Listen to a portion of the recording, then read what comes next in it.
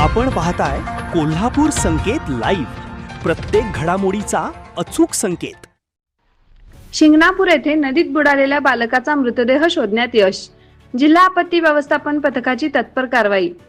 मौजे शिंगणापूर येथे नदीत बुडालेल्या 6 वर्षीय बालकाचा मृतदेह जिल्हा आपत्ती व्यवस्थापन विभागाच्या पथकाने सुमारे 2 तासांच्या अथक शोध मोहिमेनंतर बाहेर काढला।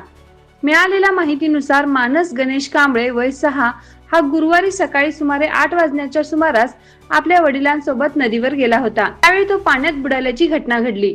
घटनेची माहिती मिळताच जिल्हा आपत्ती व्यवस्थापन विभागाचे पथक तातडीने घटनास्थळी दाखल झाले। पथकाने सुमारे 2 तास शोध मोहीम राबवून बालकाचा मृतदेह नदीतून बाहेर काढला। तर पुढील कार्यवाही व वैद्यकीय तपासणीसाठी मृतदेह पोलिसांच्या ताब्यात देण्यात आला। शोध मोहिमेत जिल्हा आपत्ती व्यवस्थापन विभागाचे कृष्णात सोरटे, शैलेश हांडे, प्रीतम केसरकर, प्रथमेश येरुडकर, आदिनाथ कांबळे, अविराज बलुगडे, शुभम हडगुद, सुदेश चव्हाण, अविनाश चरापले, साहिल कोळी यांनी मोलाची कामगिरी बजावली। तसेच कोल्हापूर महानगरपालिका अग्निशमन दलाने देखील शोध कार्यात महत्त्वाचे योगदान दिले। संपूर्ण महाराष्ट्रातील वेगवान घडामोडी व बातम्यांसाठी कोल्हापूर संकेत लाईव्ह न्यूजला सबस्क्राईब करा आणि बेल आयकॉन प्रेस करा।